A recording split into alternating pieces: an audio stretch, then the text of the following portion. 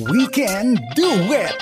Programang hatid ay kwentong buhay na puno ng inspirasyon at aral mula sa ating mga kababayan worldwide. We Can Do It! Dito lang sa inyong 702 DZAS, FEBC Radyo TV.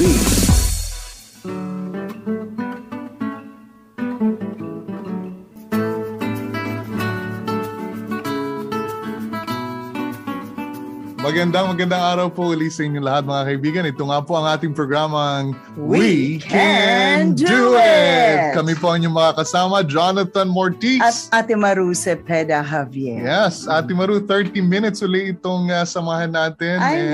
Every week, nagkakakitaan tayo sa... Ngayon, nagkakakitaan na, no? Hindi nagkakarinigan. Dahil sa new media, sa ating pong FaceTime, sa ating pong Facebook, with all those new technologies, yan ho, nakikita nyo na kami. That's right. Hindi kagaya noon. Parang malungkot ako. Nakitaan na tayo.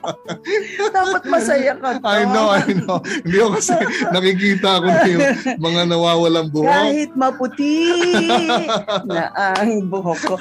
Anyway, alam mo, before kasi, nung sa radyo lang, enjoy din po kami kasi nag-i-imagine kami. Right. But now, it's different because people would see us, nakikita. And then, mas double. Pang radyo lang yata talaga. Mas double ang enjoyment. Right. Kaya, thank you, Lord. Thank you for technology. At tayo ay nagkikita-kita every Sunday lang din naman na 30 minutes. Sa tingin nyo ho, sino ang mas matanda sa amin dalawa? Ni Ate Maru. Di ba mukha akong matanda? Anyway, that's so good. Kasi that's so fun. Ikaw, maputi. Ako naman, maputim lang. well, anyway, we're just enjoying our time together here. Ang ating pong pastora ay naghihintay. I know. We have our guest. We have a very, very special guest. Yes. Excited tayong marinig ang mga narratives niya patungkol sa paglilingkod sa Panginoon. Yeah? At muli ay hindi man kami mag-mention ng mga pangalan. Happy birthday sa mga nag-celebrate ngayon. At saka yung mga anniversaries dyan. Kasama na kayo lahat dyan. Right. Mula sa aming puso. Okay? Yes. Lumalabas po yan. Overflowing. Yan. Well, Ate Maru, ang ating FEBC International, ang ating pong first portion dito, we always mention that. But before that, ito po ang programang We Can Do It, napapakinggan sa FEBC Radyo TV, sa Facebook at YouTube channel ng 702 DZAS FEBC Radyo TV. Gayon din po sa channel 185 sa GCTV tuwing Sabado, alas 6:30 ng umaga. Yes. Well, let's go sa FEBC International. And I've been always sharing about FEBC Thailand dahil malapit ito sa puso ko. I know. At mukhang kababalik lang natin ng Thailand dito ngayong araw na ito. Sana palapit din ang puso ko sa Thailand. Nandun din ang puso mo, Ate Maru. Kaya lang hindi tayo nagkakitaan nung nandun kami noong 2019. Yes.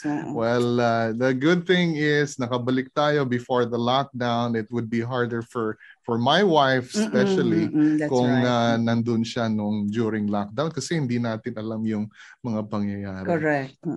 But ang pagkilos po ng Diyos ay nagpapatuloy kahit lockdown o hindi.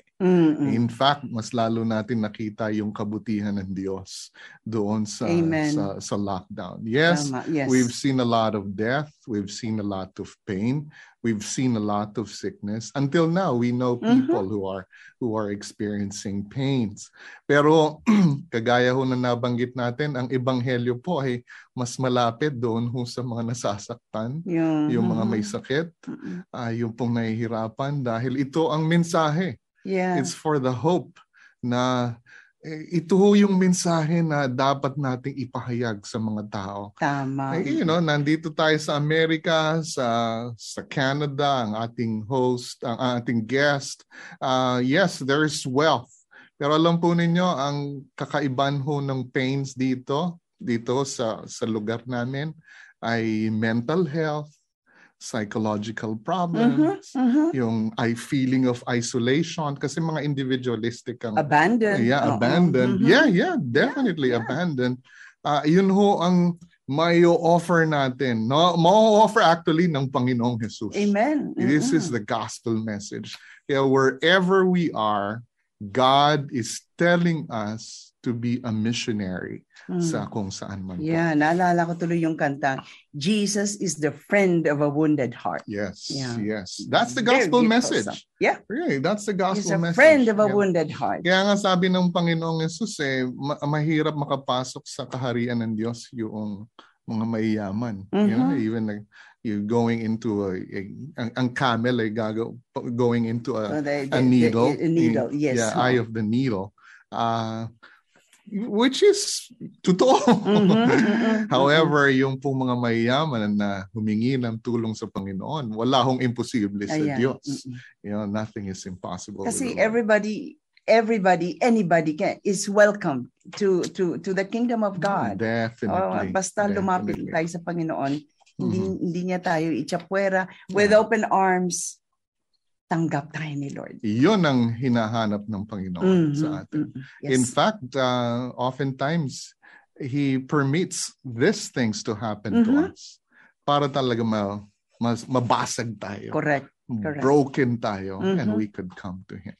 Now, Ate Maru, Thailand nga. Balik tayo sa Thailand. To be Thai is to be a Buddhist is a common phrase in Thailand. Ito po yung ilang mga kwento na how the gospel penetrates the lives of Thai Buddhists through radio. Dahil may yung radio programs natin sa Thailand. Ito si Mr. S sa Samut Prakan Province. Sabi niya ganito, Mr. S listens to the program regularly. Ito kausap kasi ng ating follow-up team. He first contacted us in 2012. Before this, he was working as a security guard of the school. He brought the radio with him to listen to the program, This Life Has an Answer. May programa tayo na ito, This Life Has an Answer. At na-encourage siya. He's a Buddhist. He was a Buddhist. After listening to the program, he was interested in knowing more about God, but still relied on some sacred things, paying homage to Buddhist idols. Okay. Well, at sa Thailand kasi, any section, you know, in a place, mayroong mga shrines. And you could go there, lumuluhod doon. Merong ibang mga temples, maraming temples. No? Yes. Sa Pilipinas, puro simbahan eh. Sa Thailand, puro temples naman. Na, you know, and makikita mo, merong nagbibigay ng alms, merong mga nakaluhod, you know. So they still do this. Kakaibang-kaiba sa Pilipinas. Yeah. But at the same time, he prayed to God asking him for blessing. Later, ang FEBC team po ay nakabisita sa kanya dahil nakipag-ugnayan siya sa ating follow-up team. He decided to invite Jesus into his life. And ito ang process natin doon, no? Pagka tumawag sa atin, we share the gospel to the listener, and then we refer him or her to a local church. Iko-connect agad natin sa local church. Then he had problem with his knees. Meron na nga siyang osteoarthritis and had to undergo knee replacement surgery. It was inconvenient to travel and he had to quit his job. At ngayon, mayroon pang kidney disease problem. At he's going through dialysis 3 times a week. At first, he was discouraged. He didn't want to go on dialysis. Pero yung mga anak niya babae, mga apo niya, in-encourage siya na pagpatuloy ang dialysis. They stayed with him, nagstay sila sa, you know, sinamahan nila to go to dialysis. And every time he goes on dialysis, he believes that God is with him. He will continue to fight and is ready to go and be with God. He thanked God for the strength and encouragement through the program and the staff. Ito po, from a Buddhist background, you know, going through the process, ang ang pagkakilala sa Diyos ay it's still a journey. And I know He's still going through that journey until, maging clear sa Kanya. Kaya importante ang ministry ng FEBC kasi ang FEBC continues on radio.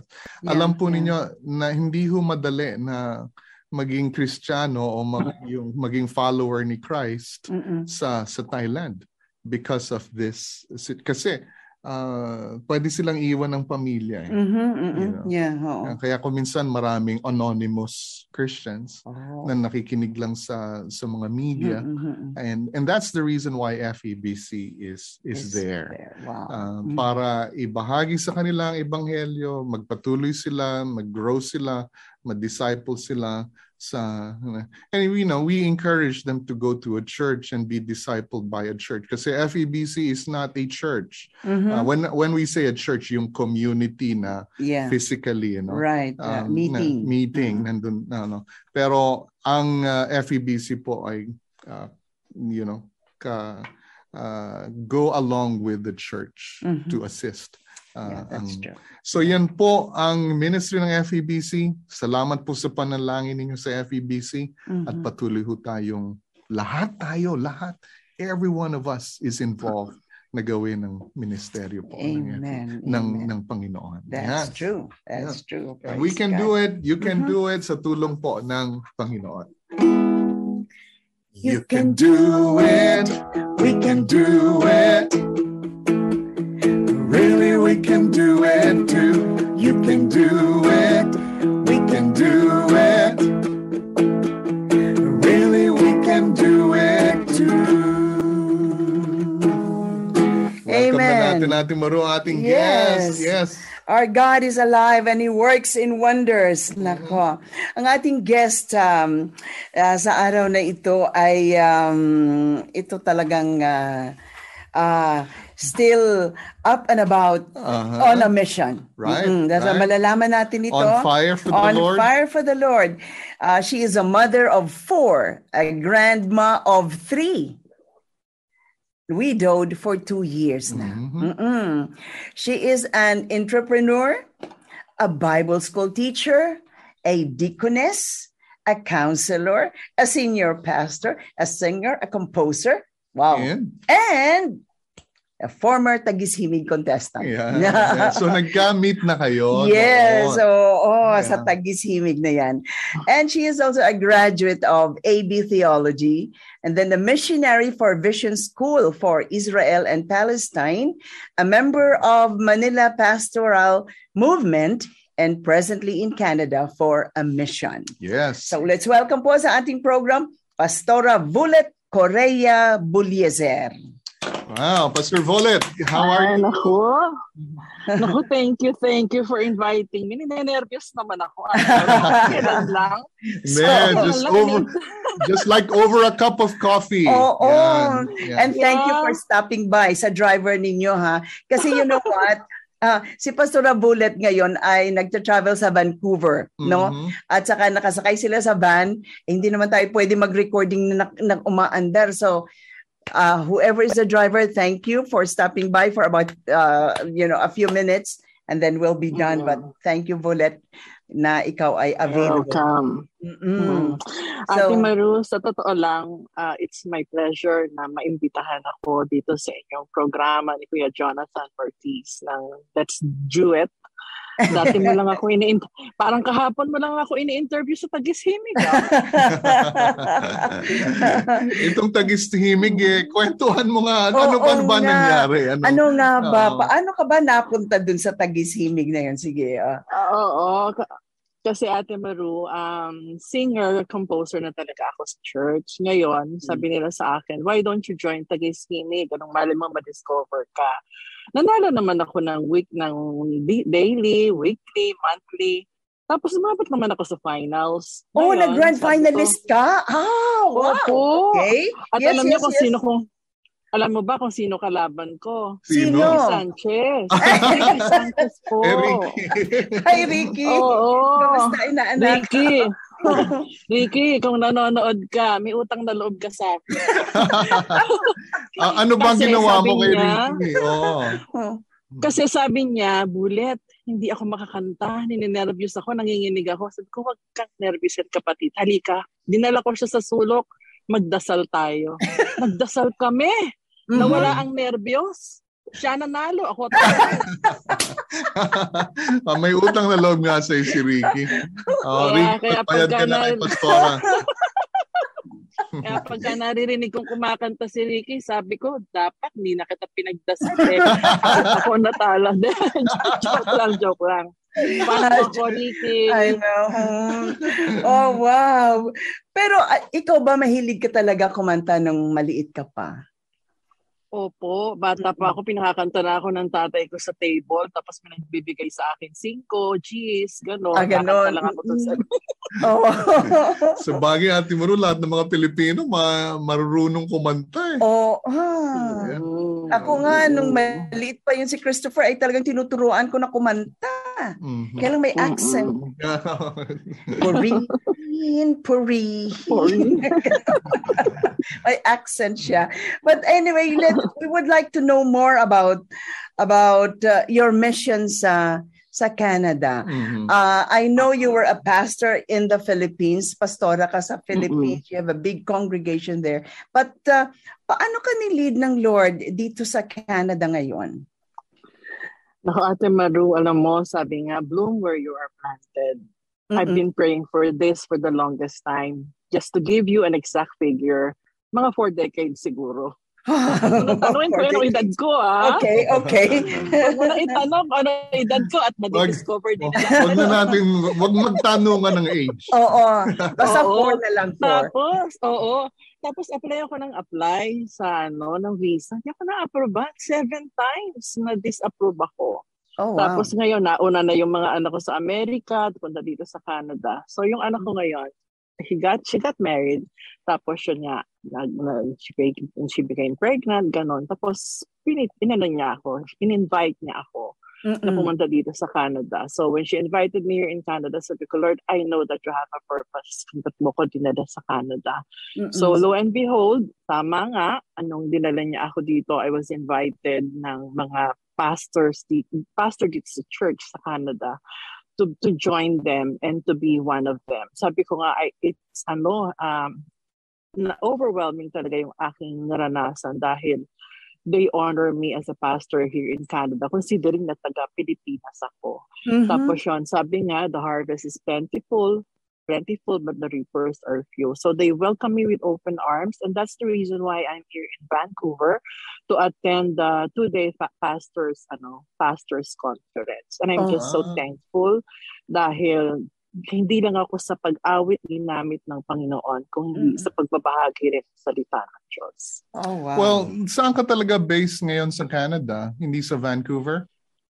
No, sa ano po kami? Sa BC, Victoria. Oh, okay. Victoria. Okay. And you have a church and you're involved in the church there right now? Yes po, sa Glad Tidings. It's a mixed congregation. Yeah, po. Half of which would be in a Filipino community. I see. Okay, good. Very good. Ikaw nagsimula ng church or no? Hindi po. I was just parang inabsorb pa lang ako ganun. Oo.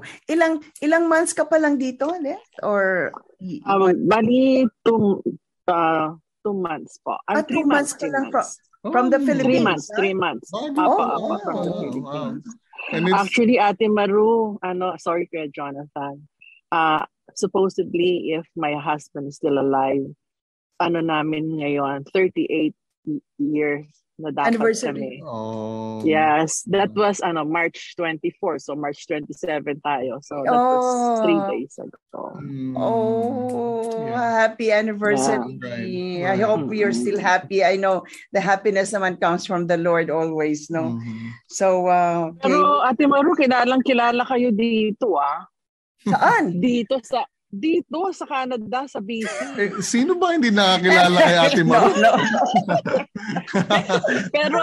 pero yung yung mga bagets, parang naririnig ka na lang daw sa yung music mo. Pero yung mga medyo Yung may edad-edad na. May EDAD. Kilala ka? Oo, kilala ka, Ate Maru. Sabing gano'n. Kilala ko si Ate Maru, pero hindi niya ako kilala. Dapat pala maimbitahan dyan. Right? Tayo.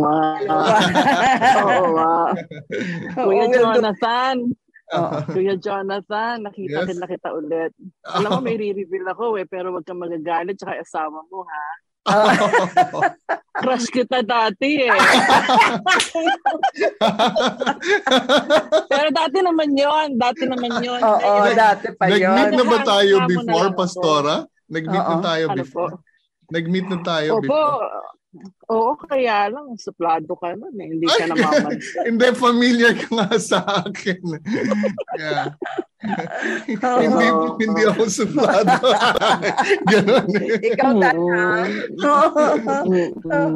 Ikaw talaga naman. Mga rebel. Baka magalit si Mrs. Lelo this girl. I can vouch for that. Hindi siya magagalit sa'yo, magagalit siya sa akin. That's fine. That's okay. Alam mo yung mga days natin before sa FEBC, kasi nung wala na ako, you came in sa FEBC. Ako po'y sumusunod sa mga yapak ni Ate Maru. Nauuna po siya. Kaya lang, mas mukha akong... saan ka ba dumaan? Ba't iba yung dinaanan ko? Anyway, we really I had a great time with FEBC for 12 years. The contestants, the programs na binigay sa akin kasi talagang gustong-gusto ko, and isa doon yung Tagisimi, because I meet a lot of young people who love to sing, and I love to sing too. So nakikita ko yung mga boses nila, yung mga mukha, the way they sing, and it's beautiful. Talagang ang Lord is so good to give us a beautiful music sa ating mga puso.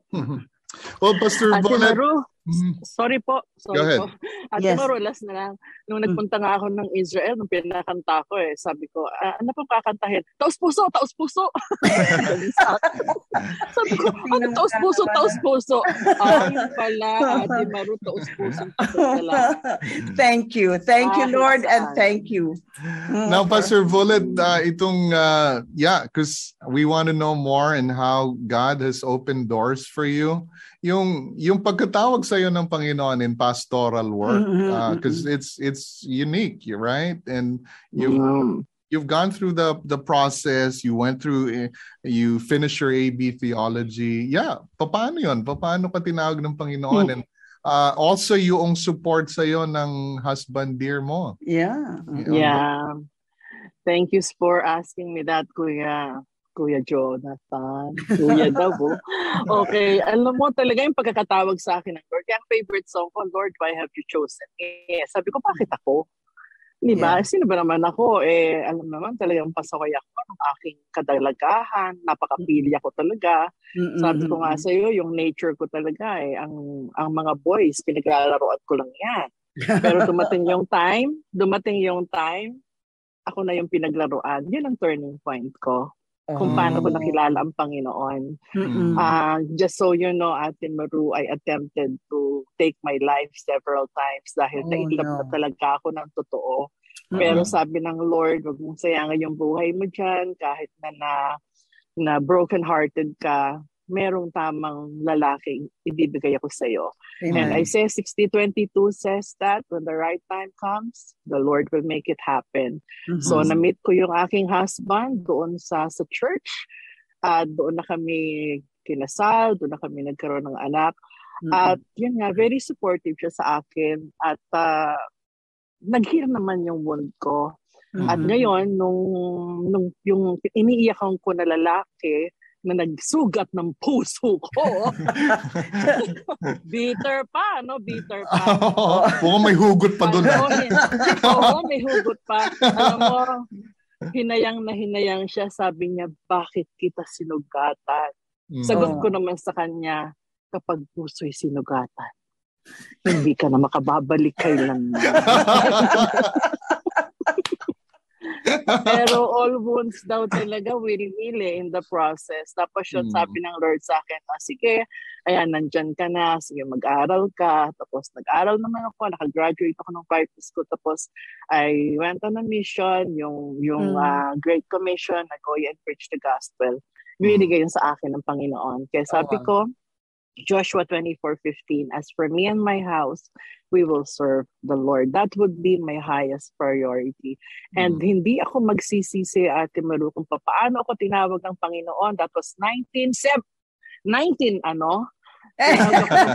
Hindi ba sabi? Up to the present, hindi ako lilingon pabalik. Sabihin ko na lang, those are memories na ginamit kong tungtungan para ako ay maging buhay na patotoo ng kanyang salita. Amen. And I'm very proud to be one. Sister Voled, I just want to explore more, ano, yung kasi we were talking about yung brokenness. That's yun yung message ng gospel that always it appeals to that, or yun yung mensahe natin. Now, with that brokenness to the point nga na you were planning to end your life. How did that go? Kasi maraming ngayon dahil mo sa lockdown, they experience this fear, anxiety, mental problems, everything. That's true. Yeah, I mean, I guess it would be a blessing yung process na yon para sa iyo. Amen. Nung nandun ako sa proseso na yon, God gave me a song. Nakapag-compose ako ng song noon. At yung song na yon ay may title na Tagapagligtas at saka Kaibigan. At bawat lyrics na yon, nagkaroon talaga siya ng laking impact sa akin. Doon ko na-feel talaga na there's only one who can love me more. Lahat, kahit na sa family ko, sa parents ko, walang po pwedeng magmahal sa akin ng totoo kung hindi ang God. At simula noon, yung composition ko na yon, every time na kinakanta ko, naging kumbagang life verse, yun yung pinaka-life song ko talaga. Na dito pinaramdam sa akin ng Panginoon that there is hope, na kahit na broken-hearted ka, kahit iniwanan ka, I will never leave you nor forsake you. I will be with you forever. So during that time, quickly, during that time, ano ka na, nag-Christian ka na noon, professing Christian ka? Yes, pero mababaw pa yung pagka-Christian ko noon, kuya. Mababaw pa. Yeah. Wow. That's really amazing how God has brought you up, or picked you up. And yan yung pinakamalalim mong pagkaintindi at pagkaunawa sa Panginoon. It's true. Yeah. Amen. At ang nakapagbigay sa akin doon ng encouragement nung narinig ko yung kanta ni Ate Maru, maligaya ka ba sa iyong katayuan? Naku, umiyak ako dyan ng gusto. Tapos sa bandang huli, mahal ka ng Diyos, maging sino ka. Yun na, doon na talaga ako umano. Kasi KSP ako eh. Kulang talaga ako sa pansin, kulang ako sa pagmamahal. Kaya ang ginagawa ko, hinanap ko yan sa boys, hinanap ko yan sa family. Hindi ko talaga mahanap. Sabi ng Lord, wag mong hanapin kasi andito na ako. Amen. Alam mo, hanggang sa last minute pala ng hinabol ka pa rin ni Ricky Sanchez. Ang composer ng song niya, si Ricky Sanchez. Ayun pala. Ganun. Kaya mo narinig ngayon yung kanta, right? Oh, yes. Oo nga. Dahil doon nakakompose siya ng song. Pastor Voled, thank you. Thank you so much. Thank you. You're a blessing. You're a blessing. Thanks for your time. We'll have more time as you move on with the mission.